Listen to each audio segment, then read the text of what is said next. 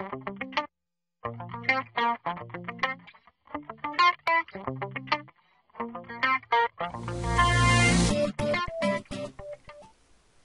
morning, everyone. Welcome to the Trading Market Technicals morning call video for Friday, March 1st, first day of the month.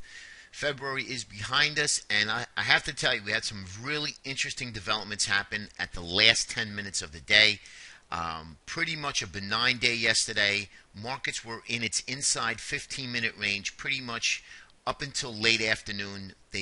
Markets did break out ever so slightly, drifted higher on no volume, and came back in to test the upper end of the range. And then the last 10 minutes, big sellers came in, J.P. Morgan, and I believe it was Morgan Stanley in the pits of Chicago, starting to sell S&P futures. So somebody wanted to get out really bad, and sure enough, knocked down the markets pretty bad in the last 5 or 10 minutes.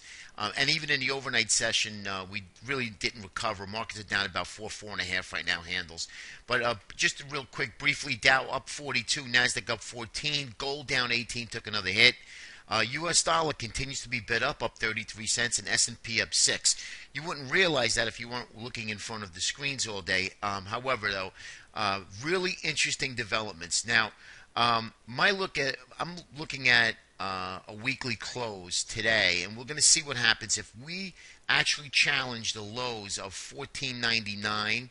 Now, the lows are in 14.9; they're about 14.84. But if we break through the lows of 14.99 today on a closing basis, I think you're going to look back to a challenge of the lows of this week, and then things could get really ugly, and we could probably see some large liquidations of some risk-correlated assets, and that's including the Aussie dollar, New Zealand dollar, the Canadian dollar, and of course equities and commodities.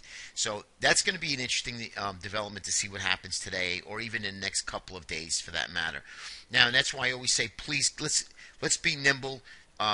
There's plenty of opportunity out there to make money, and we don't want to get chopped around if we don't see a lot of action, right? So we need a lot of volatility for us trading for the 6.5 hours a day, and just sometimes just something. There's plenty of stocks out there, but some of them just don't come through your path, and while you're looking at it, and then it's a sort of like a wash day, like you're sitting there and you're not looking at things. But there's going to be plenty of opportunity, that I can tell you. Markets just doesn't go straight up and or down, but they go down faster. So let's just keep an eye on certain developments of what we have. I want to go through the economic data. It's going to be a quick one because there's not much really to talk about, but I do want to show you a couple of key points. March 1st, today, we do have ISM manufacturing, we have Michigan sentiment, we have personal income and spending. Those are all at 8:30. Michigan sentiment is 9:55, ISM at 10, construction spending at 10, and then auto and truck sales at 3 o'clock today. 2 o'clock today. We do not have non-farm payroll numbers. I did mention that, I believe, in the beginning of the week. However, since today is the February's falls short of 28th.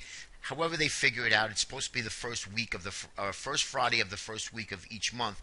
So it doesn't turn out to be that way since today is March 1st. Just getting finished up with February. So however they calculate it, it's next Friday. Just so we're clear on that. All right. So let's take a look at copper.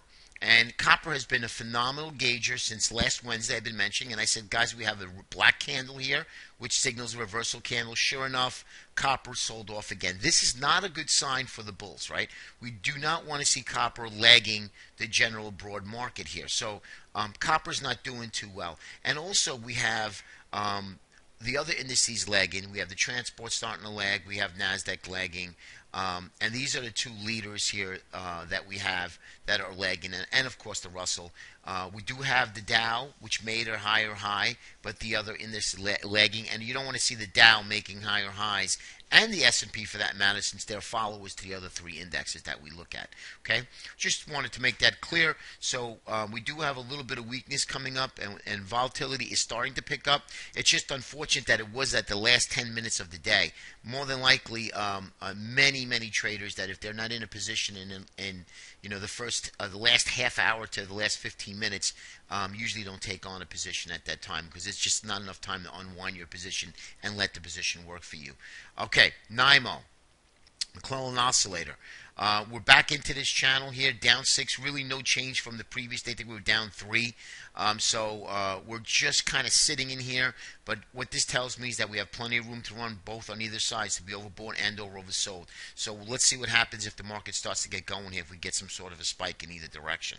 Now the NASI, I mentioned that the NASI last week gave us a sell signal. This is now we still have today, but more than likely I would assume that this market's going to continue with our confirmation sell signal. So you can literally, the New York Stock Exchange Summation Index, you can literally start looking to even short the Dow Jones if in fact this holds true by the end of the day today. But again, this is on a sell signal, and the Dow actually made new highs this week. So very interesting developments here. And this is a pretty reliable indicator. So just, kind of keep that in mind. Let's look at the NASI. Same thing with the NASI. The NASDAQ Summation Index is on a weekly sell signal as well. And the weekly charts are going to come into play too over the weekend. So I'll give you a full analysis come Monday morning.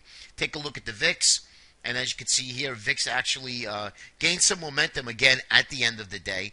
There are put buyers starting to buy protection out there. So we having a little bit of fear starting to creep into the market. Nothing to write home about, but there is fear. So something to use caution here. U.S. dollar. I did this as a just imaginary line. Maybe we get a little pullback.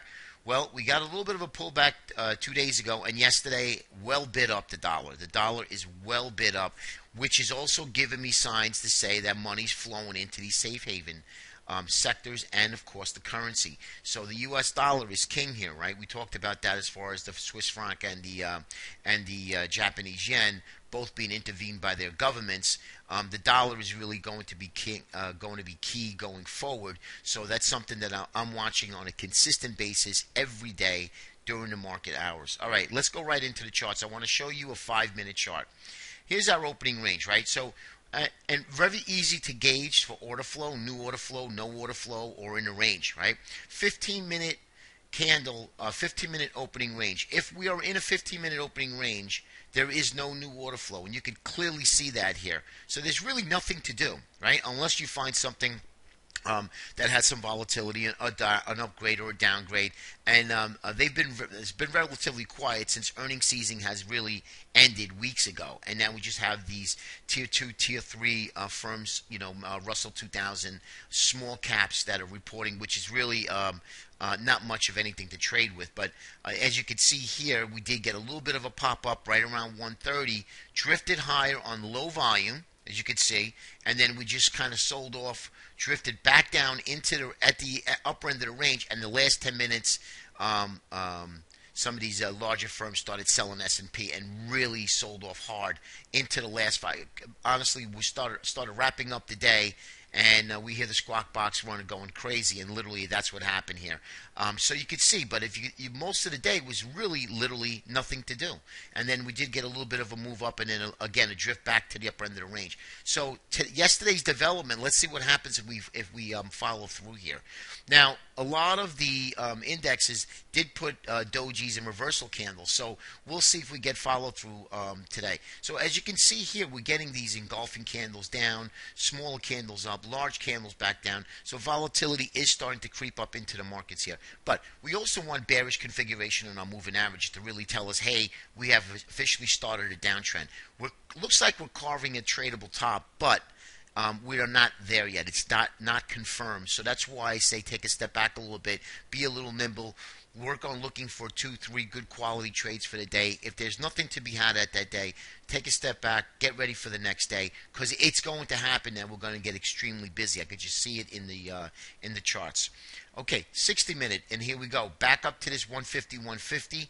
Okay, we're going to need to start breaking these levels here, and I'd like to see the 149.85, which is going to be 1499, 1500 in S&P cash, which I'll show you, and a break below that area, and we'll take out this pivotal low from the other day. We're going to rush to the 147.20. That'll be easy.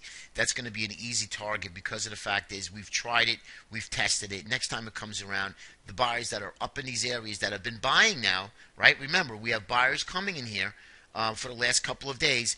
They're going to get out first. And when they get out first, they're going to let the stops here, and it's just going to be a chain reaction lower.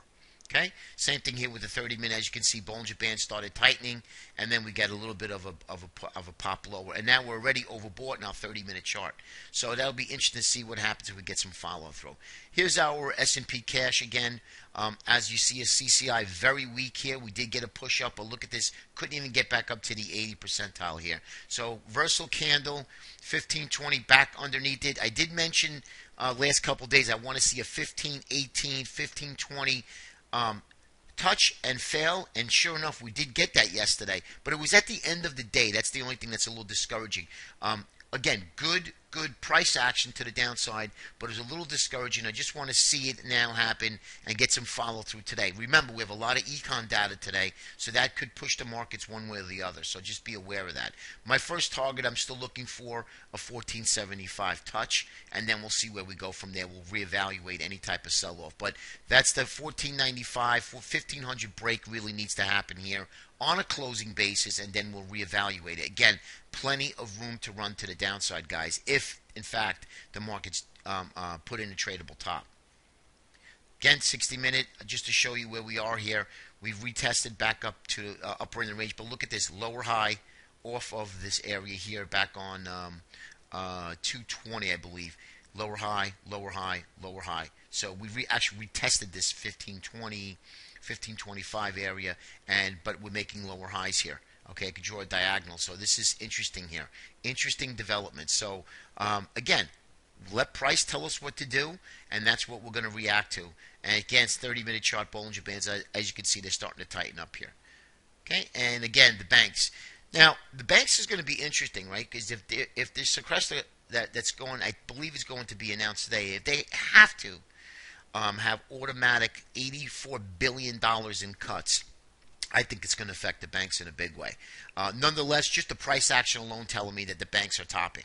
And I'll let the banks go for a few days, a few weeks until I really get short banks. But let's keep an eye on what happens here. Lower high off the top of this high. Lower high off the top of this high. Reversal candle. Back testing the bearish rising wedge here. And you could even call it, if you will, a bear flag to a degree. Let's just grab this a little bit lower here. This little flag pull, bear flag. Now we just need price to break below yesterday's low, and then really break this little trend line here, and then we'll at least get to the 50-day moving average. So banks are looking interesting on the short side, no question.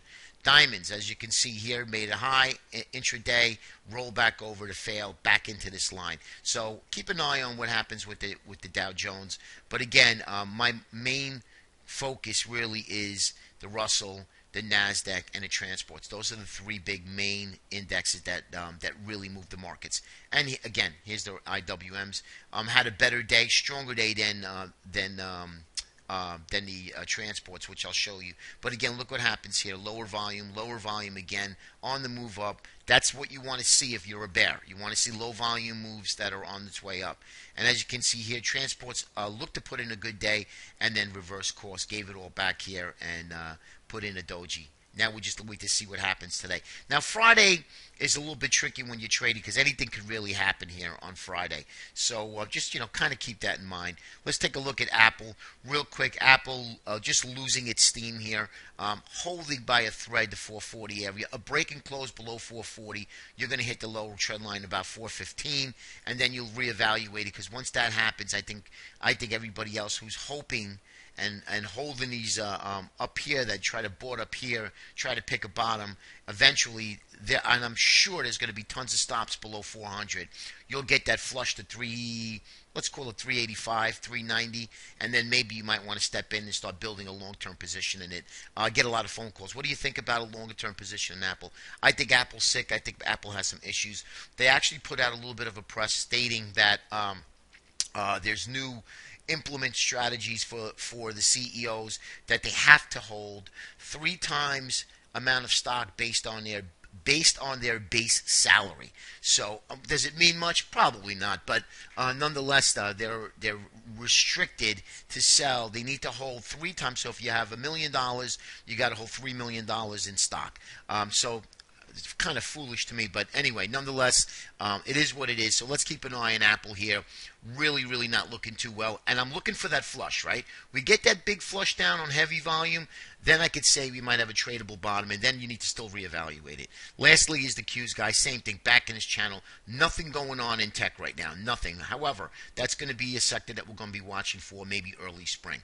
All right, guys, have a great day. Enjoy the weekend. Remember, lots of econ data coming out at 8:30 and 9:55. Use caution today, but we should get some sort of movement today. So I'm really interested and excited to trade today. Have a great day, and we'll have a big report on Monday. Take care.